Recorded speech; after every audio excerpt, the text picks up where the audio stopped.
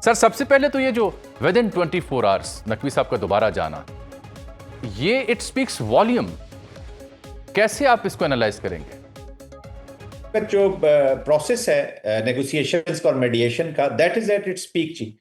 और बड़ा कैलिब्रेशन के साथ और बड़ा एक मल्टी डोमेन चीज़ों को कवर कर रहा है, जिसमें पॉलिटिक्स भी है, मिलिट्री ऑपरेशंस भी हैं, डिप्लोमेसी भी है, बहुत सारी चीज़ों को। Protection of the process is very important. और तब भी हो सकती है कि जब एक ट्रांसपेरेंसी के साथ आप इसको आगे लेकर जा रहे हो।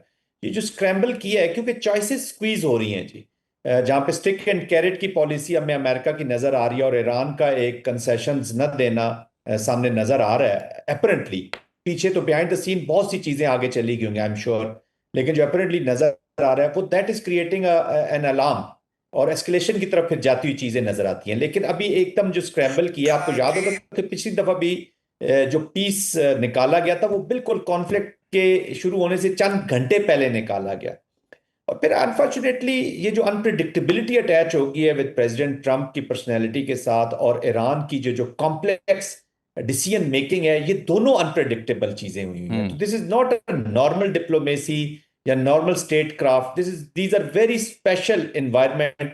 और इस तरह की नेगोशिएशन, इस तरह की मेडिएशन शायद ही किसी मुल्क ने पास्ट में की हो।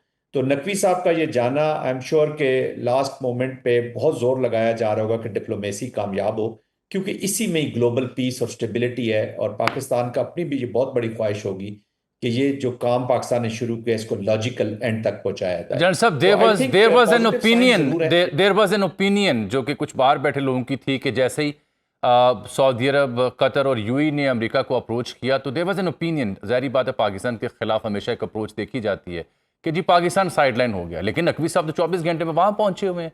कैसे साइडलाइन हो सकता है पाकिस्तान? जब डी वैंस कल की गुफ्तगू में कह रही हूँ कि इस्लामाबाद जाना बड़ा ज़रूरी था, राब्ता ही नहीं था ईरान के साथ, तो वहां जाके बड़ी सॉलिड ग्राउंड्स लेआउट हुई। This is all from those sources जो पाकिस्तान को और इस प्रोसेस को ही नाकाम देखना चाहती है। देखें, दो जूइश जायनिज्म और हिंदू जायनिज्म, ये दो एक्सपेंशनिस्ट पॉलिसीज और इस वक्त अप्लाई हुए हैं रीजन और इंटरनेशनली। आप देखा जाए, इनको कॉन्फ्लिक्ट चाहिए। इनकी जो फूड है ना जी, इनके स्टमक में कॉन्फ्लिक्ट के पेन में रहना जरूरी है। तो इस तरह की ये न्यूज, इस तरह की चीजें उड़ाई जाती हैं। इवन आपने देखा होगा जब लिंडसे ग्रैहम जो जब वो स्टैंडिंग कमेटी में बैठे हुए थे और बड़े वो सख्त सवाल कर रहे थे सेक्रेटरी डिफेंस से अबाउट दिस पाकिस्तानी रोल, तो क्लियर रिफ्लेक्शन थी कि ये वही स्पॉयलर्स के ऑन बिहाफ ये पाकिस्तानी रोल को अंडरमाइन कर रहे हैं। लेकिन जब जो रिस्पॉन्स आ रहा था मिलिट्री कमांडर्स की तरफ से, कमांडर सेंटकॉम की तरफ से, सेक्रेटरी डिफेंस की तरफ से, और फिर ईरान से जो स्टेटमेंट्स आ रही थी रीजनल कंट्रीज से, वो इस चीज की गमाजी कर रही थी कि ये process is intact and that is the only process which is existing. ये भी याद रखिएगा जामी साहब, और कोई प्रोसेस एग्जिस्ट नहीं करता, ना अमेरिका ना ईरान, उनके ऐसे कोई फ्रेंड्स ऐसे मौजूद, दोनों के कॉमन फ्रेंड नहीं है जो इस प्रोसेस को चला सकें। आप बेशक अपने दाएं बाएं देख लें। और ये जो ट्रस्ट पाकिस्तान में किए गए, तो उसी कॉन्टेक्स्ट में किया गया कि ट्रांसपेरेंसी के साथ, न्यूट्रलिटी के साथ ये प्रोसेस आगे जा रहा है। बिल्कुल जंग साहब, इसी में से अगर मेरे साथ नहीं, मेरे साथ डिप्लोमेसी से अगर ये सोल्यूशन निकले, तो this is the only process जो ये लेकर आएगा, और hopefully it will be like that. बिल्कुल ठीक सर। जनरल साहब, न्यूयॉर्क टाइम्स बता रहा है कि अहमदी नियाद को इक़्तिदार में लाने का मंसूबा था, जो कभी सदर रहे ईरान के, और उनकी एक अपनी लेगेसी थी। और उन्होंने कहा जी क़यादत जब उनको शहादतें हुई तो इनका मंसूबा था इसराइल के साथ मिलकर कि अवाम मुतनफ़र होगी और मुतबादिल के तौर पर आएंगे। लेकिन जैसे ही शहादतें हुई तो अवाम जुड़ गए और फिर इनका मंसूबा नाकाम हुआ। बल्कि उन्होंने कहा कि इसमें लिखा है कि एक इलाका है तेहरान का नार्मिक, वहाँ पर खुफिया कार्रवाई और उनके जो घर के बाहर पासदारान की सिक्योरिटी पोस्ट को तबाह की गई ताकि उन्हें नज़रबंदी से निकाला जाए और मुतबादिल के तौर पर पेश किया जाए। वो ज़ख्मी हुए, लेकिन वो तजुर्बा उनके लिए ऐसा था कि वो इस कदर मायूस और खौफजदा हुए कि वो खुद मंजर आम से गायब हो गए और ये पूरा मंसूबा धरे का धरा रह गया।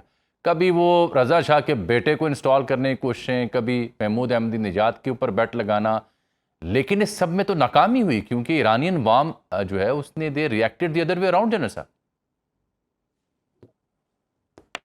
जी बिल्कुल, फ्लोटिंग ऑब्जेक्टिव्स रहे हैं। बहरहाल ये इसको एक कंस्पिरेसी थ्योरी भी कह सकते हैं, और रियलिटी में भी इजराइल खास तौर पे ये कोई ना कोई कॉन्टीजेंसीज प्लान करते रहते हैं। कुर्द्स का भी था कि कुर्द्स भी खड़े हो जाएंगे, शायद शामिल हो जाएं। अवाम अंदर से खड़ी हो जाएगी। ये लिबिया और इराक के शायद तजर्बों से इन्होंने सामने रखा हुआ था। ईरानियन सोसाइटी को मिसकैलकुलेट कर गए हैं to read the society, culture को मिसरीड किया है। और तीसरी चीज स्पिरिट ऑफ हुसैनियत, करबला की स्पिरिट को मिसरीड कर गए हैं जी, मिसकैलकुलेशंस की तरफ चले गए। आप जो भी इंडिविजुअल्स हैं, अहमदी नजाज साहब हों, रजा हों, पहलवी के बेटे जो हैं वो हों, प्रॉबली वो फिट इन एनवायरनमेंट नहीं थी जी उसकी, इसलिए तो फिर फ्लोटिंग ऑब्जेक्टिव्स रहे कि regime change, no regime change, नई रिजीम आ गई है, थर्ड ईयर आ गया, फोर्थ ईयर आ गया।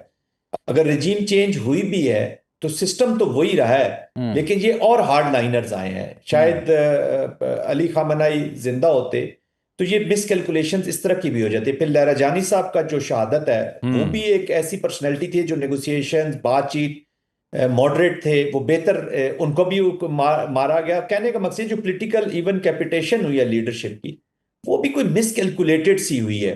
आपको याद होगा एक अफगान लीडर हुआ करते थे मुल्ला दादुल्ला, जी उनको जी मारा जी गया था। जी जी वो उस वक्त नेगोशिएशंस में थे। तो अमेरिका ऐसी ब्लंडर्स करता रहा जी। But anyways society is together, इसी वजह से वो इस वॉर को थोड़ा सा बेहतर तरीके से एग्जीक्यूट करने में कामयाब हुए हैं और आज सिचुएशन आपके सामने है। But having said that, strategic miscalculation Iran भी कर सकता है। उन्हें भी अब देखना होगा कि कब एग्जिट हमने लेनी है और किन किन चीज़ों पे हमें एग्जिट ले लेनी चाहिए। अनप्रडिक्टेबिलिटी बड़ी अटैच होती है जी, वॉर के अपने रंग होते हैं। हो सकता है आज आप बेहतर पोजीशन में और कल आप बेहतर पोजीशन में ना हो। ठीक।